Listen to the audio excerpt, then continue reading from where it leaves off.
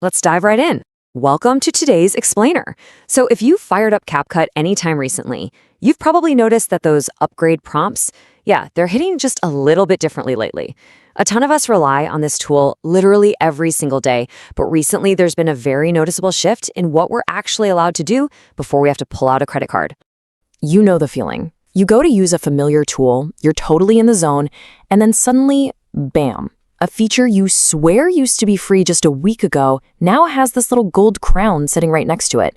It genuinely feels a bit like a bait and switch, especially for longtime creators who helped build the platform's massive popularity in the first place. But listen, you are not imagining things. The platform has definitely changed. So that brings us to the big, absolutely crucial question we have to answer today. Is the upgrade actually worth it? Today, we're going to break down the math, look at the new feature list, and uncover those sneaky hidden limits. We need to figure out if paying the new premium makes actual financial and practical sense for your workflow, or if you're way better off just keeping your hard-earned money. Here's our quick roadmap for this explainer. 1. The 2026 pricing shift. 2. Surviving the free tier. 3. Standard versus Pro. 4. Beware the hidden costs. And 5. The final verdict. Let's get to it. Section 1, the 2026 pricing shift. What exactly changed?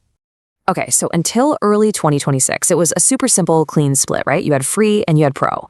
But that old pro plan, which most of you probably remember paying about $8 to $10 a month for, didn't actually get a massive price hike. It really just got renamed to standard at roughly $9.99 a month.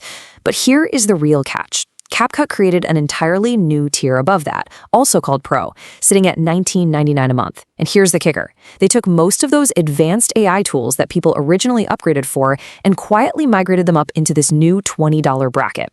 So they didn't really call it a price increase. They just framed it as a shiny new ultra premium tier.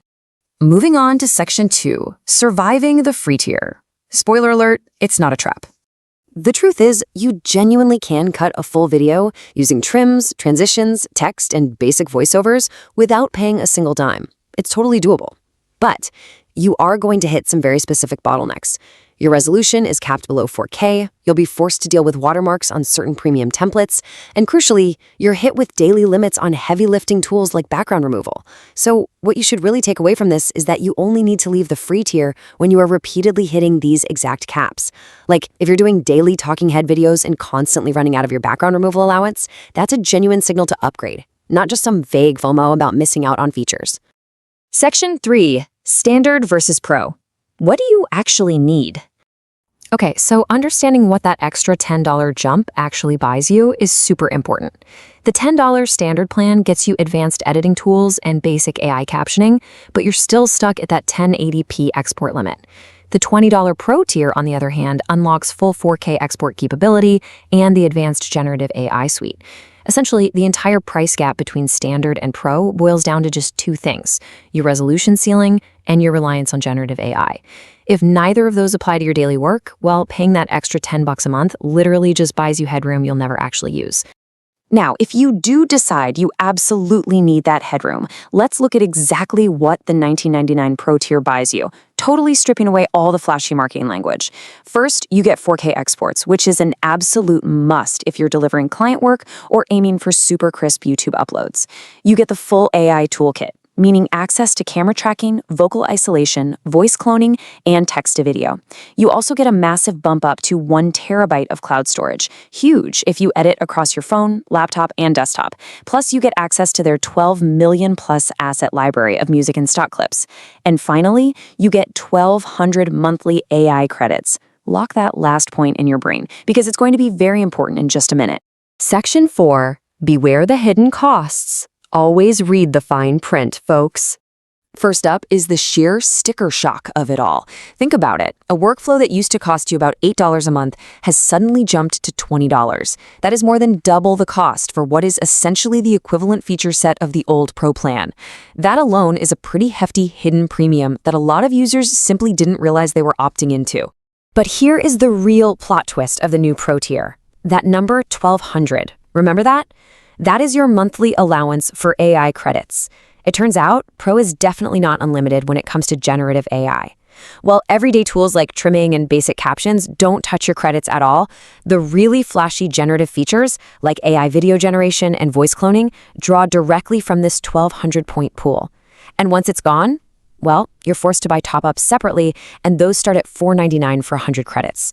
So if your workflow leans heavily on generative AI every single week, you absolutely need to budget for these top-ups. They are a real recurring cost right on top of your $20 subscription.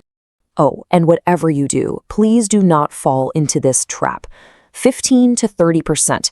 That is the massive platform tax markup that Apple and Google will charge you if you make the mistake of subscribing directly through the iOS or Android mobile app.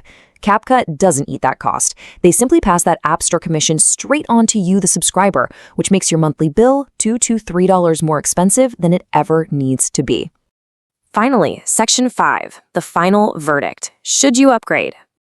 For most casual creators, this dilemma is actually pretty easily solved. You should absolutely skip the $20 Pro plan if you only ever export your videos at 1080p, if you rarely touch generative AI tools, and if you really just need cleaner captions or maybe a slightly bigger effects library. For you, that $10 standard plan is the absolute perfect sweet spot.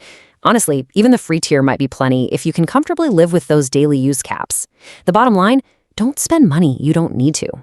On the flip side, though, you should confidently pay for Pro if you meet a few specific power user demands. If you absolutely require 4K delivery for clients or high-end portfolio reels, if you regularly rely on advanced tools like camera tracking and speaker ID captions, or if text-to-video and voice cloning are completely central to a creative workflow, then yeah, the $19.99 is a totally justified business expense. Just keep a really close eye on those 1,200 monthly AI credits during your first month to make sure they're actually getting used effectively. And hey, regardless of which paid tier you end up choosing, here is your absolute ultimate money-saving tip for the day. Subscribe via the web app, not your phone. Seriously, let's stop giving the app stores a cut for literally no reason. Bypassing them gets you the exact same features, the exact same editing power, just for a cheaper price. Let's not pay the laziness tax, all right? So as we wrap up this explainer today, I really want to leave you with this final thought. Take a close look at how you actually spend your time in the editing timeline. Ask yourself, does your workflow genuinely require 4K and generative AI? Or are you just suffering from premium feature FOMO? The CapCut subscription isn't a scam by any means, but it definitely isn't automatically essential either. It's a very specific trade of your money for resolution, storage, and AI capacity. Match your money to what your edits actually need, not what a little gold crown implies you're missing out on. Thanks so much for learning with me today, and I'll catch you in the next explainer.